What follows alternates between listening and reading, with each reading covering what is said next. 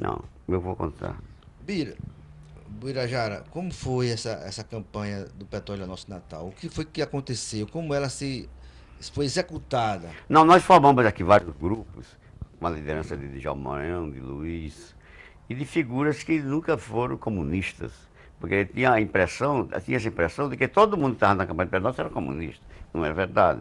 Que Aginaldo Cavalcante, que foi um dos maiores senadores que nós tivemos, não era comunista.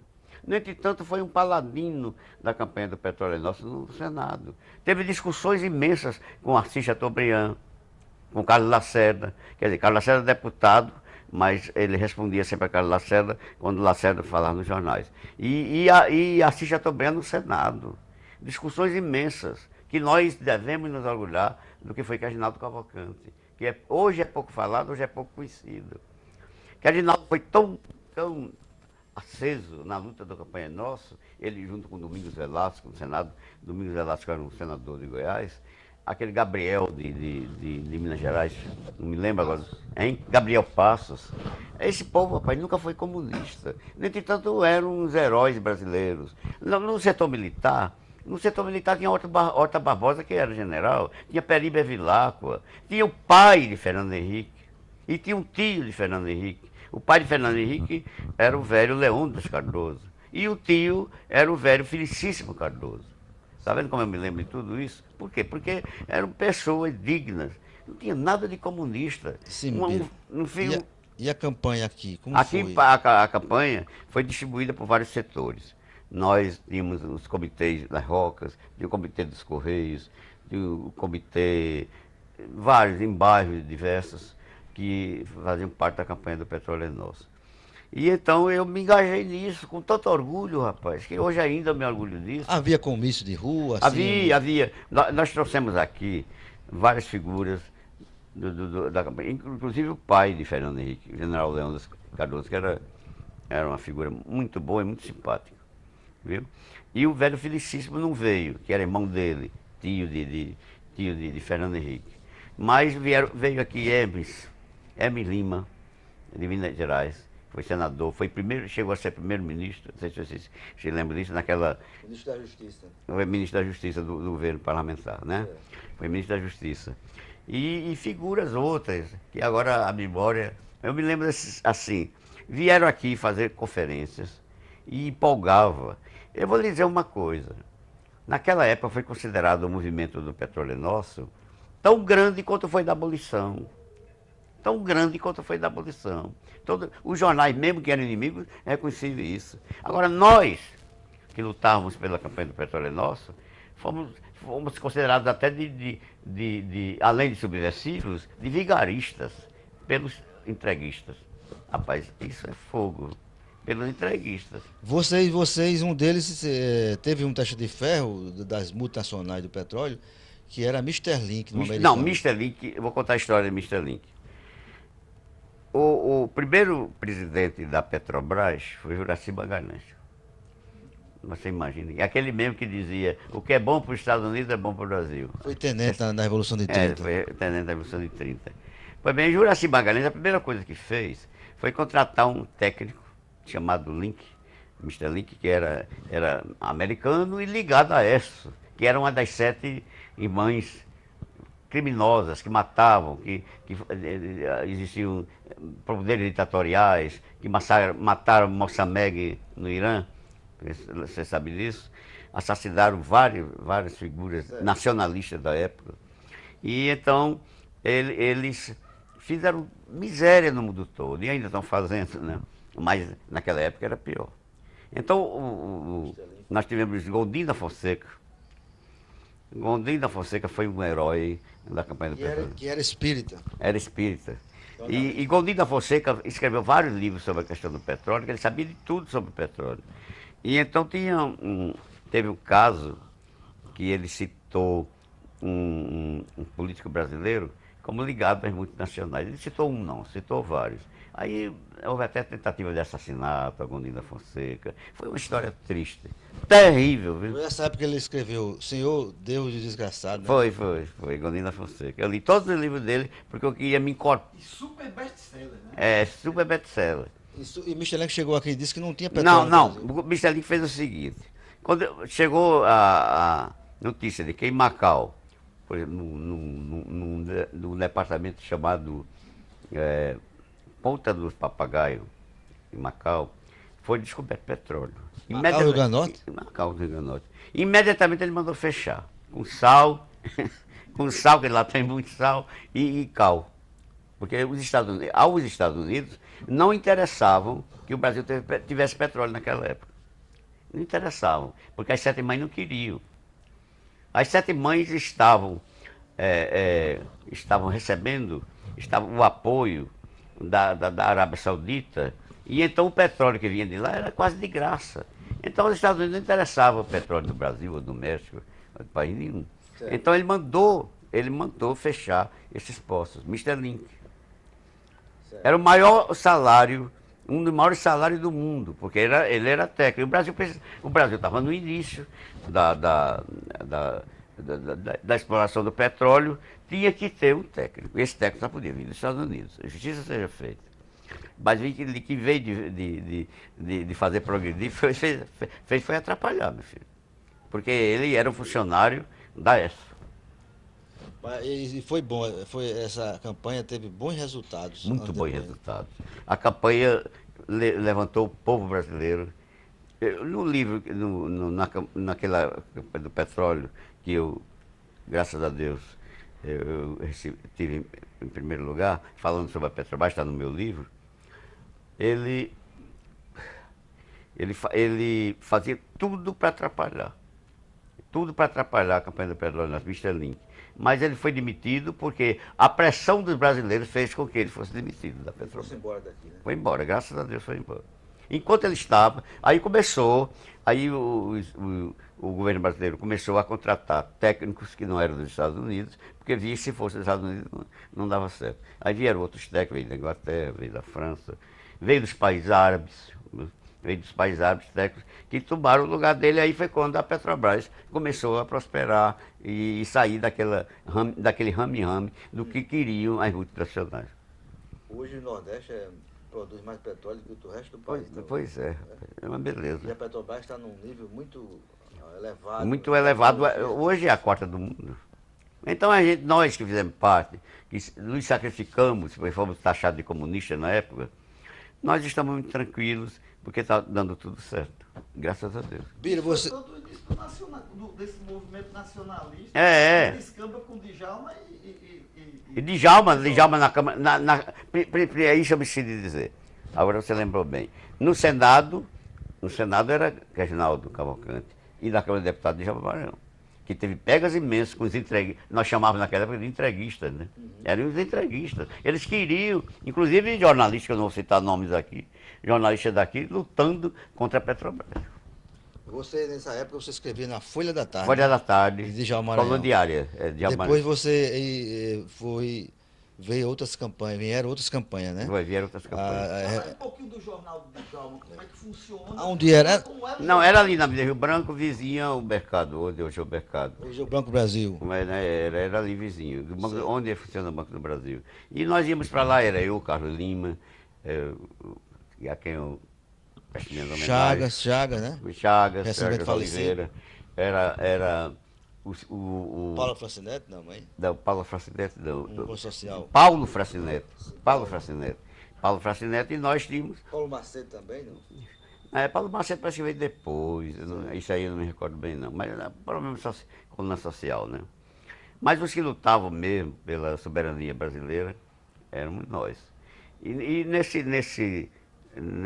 nessa reportagem que houve, que eu tirei em primeiro lugar, sobre a Petrobras, que eu muito me orgulho, o título é esse: Petrobras, o último bastião da soberania nacional. Eu recebi um telegrama de um amigo meu lá do Rio de Janeiro, parabenizando pelo título e pela matéria. Porque no título disse tudo, né? Certo. E aí, tinha boa receptividade, né? Tinha, o povo estava nas ruas ao nosso lado. Muitos comícios bons. O jornal existiu até o golpe militar. Até o golpe militar, e fecharam no golpe militar. Assim, o exército, foi a polícia, A polícia foi lá, quebrou tudo, misturou. Isso já era. Não, Djalma era bem exigente. Às vezes ele era até. Parecia ser grosseiro, mas não era. Aquilo era o método dele trabalhar, mas não era grosseiro, não. Se você. Uma certa oportunidade, eu tinha coluna nacionalista lá, né?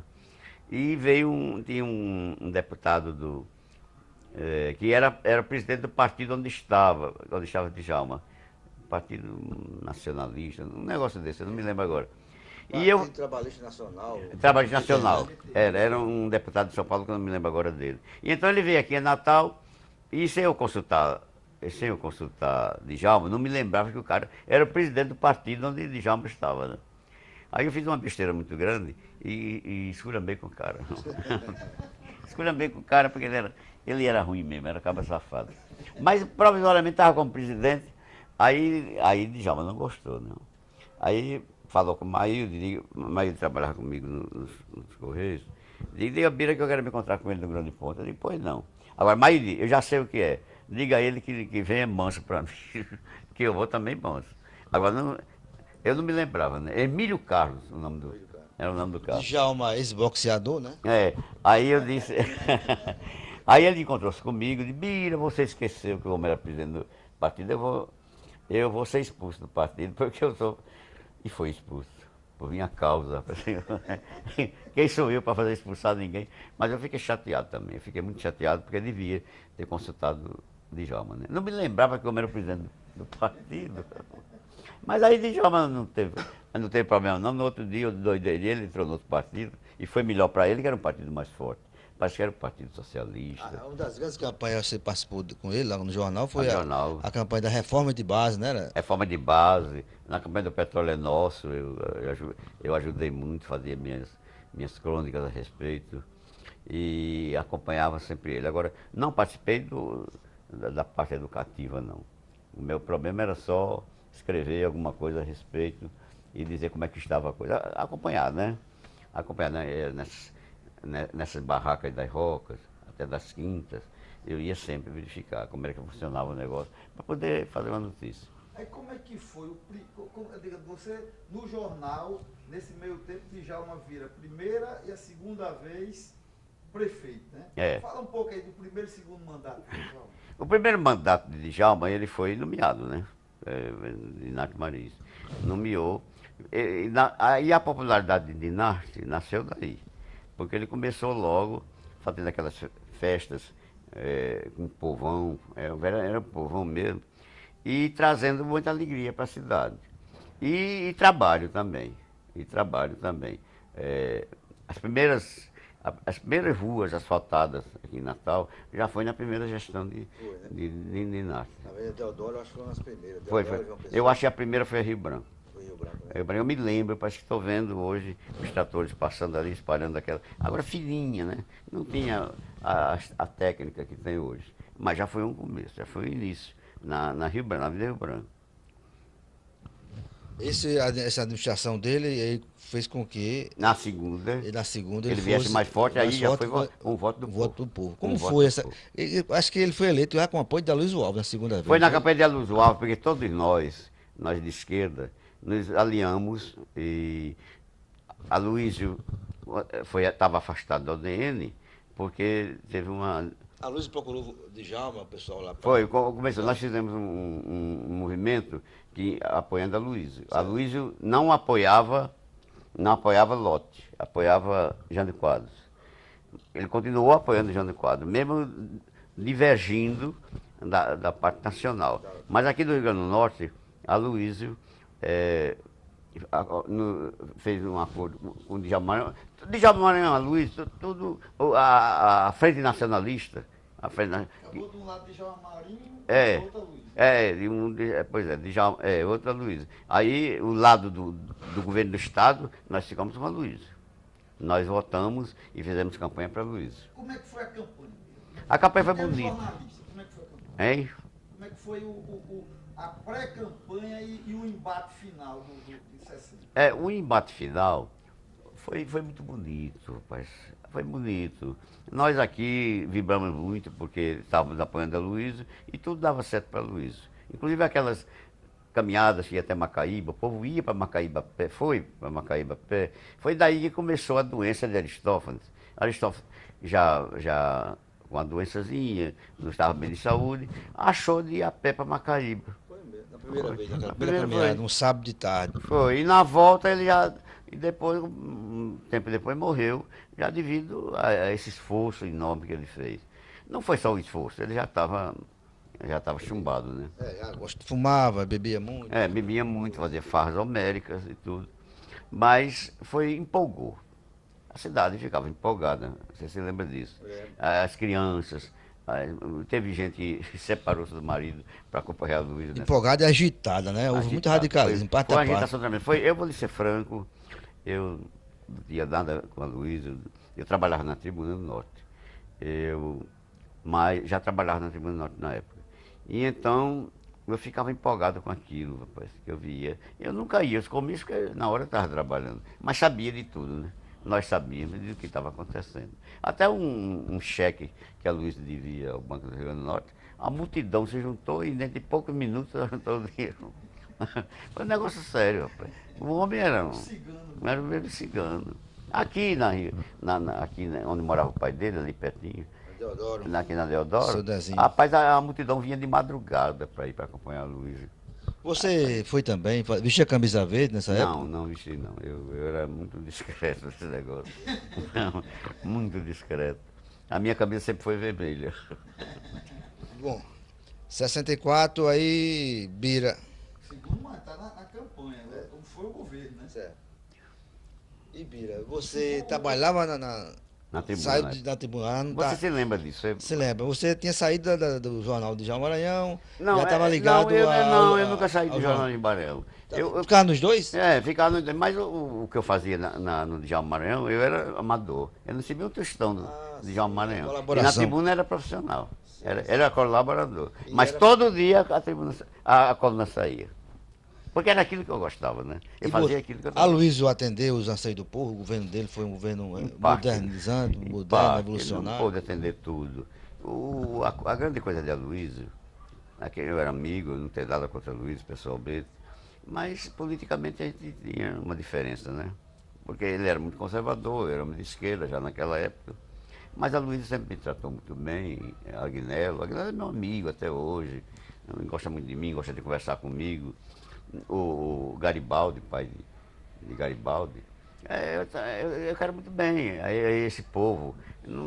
Politicamente eu posso divergir. Eu sempre tenho votado em Garibaldi, mas não é porque ele seja Alves. É porque é um homem consciencioso, amigo de todos. Eu sempre voto nele. Eu gosto de Garibaldi. Mas, como se diz, historicamente, ou ideologicamente, há divergências. Há divergências. Com o próprio Agnello. Quero muito bem Agnello, ele onde vê minha filha, que minha filha trabalha com ele em Parnamirim também. Ele diga a Bira que venha conversar comigo, mas não vou sair de casa para conversar com ninguém, né? Mas eu gosto de Agnello. Conheço também os defeitos, porque, me diga uma coisa, qual é o político que não tem defeito? Qual é o homem que não tem defeito? Principalmente sendo político. Qual é? Ninguém pode dizer que não é. Mas tem as amizades pessoais que a gente não pode deixar de tê-las, né? Terminada a campanha, como é que foi o governo de Djalma? Conta aí. Não, como é que funcionou? O governo de Djalma, eu acho que foi o maior prefeito que Natal já teve. Deixando de lado a simpatia ideológica ou alguma coisa mais, pessoal, eu acho que foi. Porque naquela época de Djalma, não havia verba de fundos perdidos. Tudo que Djalma fez nesse estado, aqui na Prefeitura de Natal, foi por conta de verbas da Prefeitura, com muita dificuldade. Aquela rodoviária da Ribeira que está superada, não recebeu um tostão de ninguém para fazer aquilo. As ruas que ele calçou, ou que já na segunda etapa do governo dele, ele já começou a asfaltar, não vinha um tostão a fundo perdido. Ele botava umas faixas na rua, os cartazes. Dinheiro brasileiro para o povo brasileiro. Para o povo brasileiro. É dinheiro brasileiro. Não vinha da Aliança para o Progresso, nada. Não, nada disso ele queria. Ele recebeu cantadas imensas para fazer parceria com a Aliança para o Progresso, e ele nunca aceitou. Ele nunca aceitou. Tudo era feito por aqui. Aquele ginásio de Jaime Maranhão foi feito com dinheiro puramente, ele não pediu um tostão a ninguém, rapaz. A gente deve levar em consideração tudo isso. Agora, a minha mágoa de Aloysio, voltando a Aloysio, ou você vai perguntar isso? Não, continue. A minha mágoa de Aloysio foi que em 64 ele avançou no espaço e no tempo. Ele nomeou uma comissão de pernambucanos, vieram 3 pernambucanos para cá, principalmente, eram 2. Um inquérito o Estado fez, né? Aí, Primeira CPI, assim. uma CPI para administrar. Uma espécie de inquérito policial Inquérito militar. policial militar, vieram 2 caras de Recife que eram ligados ao policiamento dos Estados Unidos. Aquele policiamento famoso, Certo. que tem uma escola no Panamá. Mas esses Exatamente. caras Parece que era um Carlos Veras, que foi José treinado Domingos. lá no Panamá. Foram educados lá no Como é Panamá. que foi essa história? Conta direitinho como é que foi esse relatório Veras, que a gente conhece no escrito. Exatamente. Como esse povo chegou, como foi essa noite de terror? Não, Você foi envolvido também, não Foi foi? ouvido por Veras. ouvido. Eu, quando fui ouvido por Veras, ele por trás, ele usava um pedaço de madeira, um negócio de bater, né? Bater. Uma Enrolado no palmatória? Não, uma chibanca, sei lá o que era aquilo. Ele Chicote, segurando. um negócio. Como se fosse uma bengala, sei lá o que era. Agora, cheio de papel, enrolado no papel, não sei pra quê. Porque aquilo quando bate o papel não tem jeito, não. Mas eu não fui batido, não. Eu não fui batido nem por ele, nem por ninguém. Agora, o que eu não esqueço nunca é que eu, na prisão onde eu estava, no CDI, ouvi os gritos de quem estava sendo torturado, meu filho. Eu dizia, é ele, daqui a pouco sou eu. Isso é ou não é tortura? É, tudo psicológico. É tortura, meu filho. Eu e Carlos Lima, Volpiano Cavalcante, que estávamos na mesma cela, na cela maior. Aí essa mágoa que você guardou foi essa, Aloysio trazer gente de fora, Gente de fora para vir para cá, porque aqui tinha pra pessoas. interrogar e torturar. Torturar. Mas conta a história do porreto, da tua conversa com o torturador. Né? A conversa com o torturador, com o famoso capitão Índio, de Albuquerque Lacerda. Sim, Capitão Lacerda. Capitão Lacerda era catarinense, mas tinha sangue aqui de Ceramirim, com licença da boa palavra. E então, quando eu fui ouvido por ele disse, seu Birajara, o senhor vai me dizer tudo que o senhor sabe, com calma, com tranquilidade. O senhor é um homem já de uma certa idade, os seus cabelos brancos denotam que o senhor é um homem que pode estar envelhecendo, mas com dignidade. Todo atencioso para mim. Aí eu olhei para a cara dele e hoje ainda me arrependi de ter dito isso. Meu pai disse, bom, pelo amor de Deus, eu vou lhe contar. Aí ele disse, então eu confio no senhor, porque pessoas de sua idade não mentem. E não são canalhas. Eu digo, capitão, o senhor diz isso, não sei porquê, porque os canalhas também envelhecem. Eu disse a ele, porque ele estava cheio de cabelo branco também. Rapaz, eu me arrependi depois disso. Ele reagiu? Não reagiu, não. Foi Deus que me protegeu nessa hora. Porque ele estava, as têmporas dele já estavam pintando de branco. Rapaz, eu não gosto nem de me lembrar disso. E o pedaço de borracha pendurado na minha frente, como é que se diz? Na famosa simbólica, a justiça, né? Com a balança. E numa das balanças pendurado um pedaço de borracha, que chamava-se virola naquela época. Certo. Já pensou? Como é que ficou o resto da cidade com esse povo? Aterrorizando tudo. Rapaz, ficou, olha, o capitão Lacerda, voltando a Lacerda, ele todo dia mandava chamar 2 ou 3 presos que ele não gostava, e quando encontrava, por exemplo, eles iam para a saúde, né? Para a parte da saúde, que estavam doentes, alguma coisa parecida. Aí quando encontrava com os 2, ele dizia para os guardas, levem eles, daqui a 5 minutos eu quero que os 2 estejam no meu gabinete. E o gabinete dele era vizinho à entrada ao corpo da guarda, né? Como se diz, o corpo da guarda. E então, quando dá fé, lá vão os 2 novamente, voltando para lá, indo para lá, que Lacerda pediu. E daqui a pouco ele viu os gritos dos 2. Ai, capitão, ai, tá doendo, capitão. E eles gritavam a propósito. Sabe quem dava isso, pedia para ele fazer isso? Era Vulpiano Cavalcante. Gritem que é para o pessoal da guarda ouvir. E eles gritavam mesmo. Teve um dos Correios que era um homem doente, não tinha mente muito boa. Não, mas não digo isso não. Corte isso aí. Era um homem doente, chamava-se Moisés Grilo. Esse rapaz apanhou tanto de fazer dó. Morreu, Moisés Grilo. Mas morreu bem depois. Não era da loja, casa de bicicleta não, né? Não, era Grilo de Goianinha, desses Grilos de Goianinha. E Moisés Grilo morreu. E aí Moisés chegava lá calado, tudo. Era muito calado, não dizia, não reclamava nada. Mas apoiou tanto esse homem. Por quê, Bila? Ele era o quê? Não, porque Moisés Grilo era carteiro, era dos Correios. E Moisés Grilo era um homem sempre ligado à esquerda. Ele escrevia, ele era poeta, ele tinha uma mentalidade muito boa. Agora aqui para nós, depois você corta isso, é sempre só para nós. Porque o irmão dele ainda é vivo, é meu amigo, João Cristóvão Grilo, é professor e ainda é vivo. Eu não quero que ele diga isso,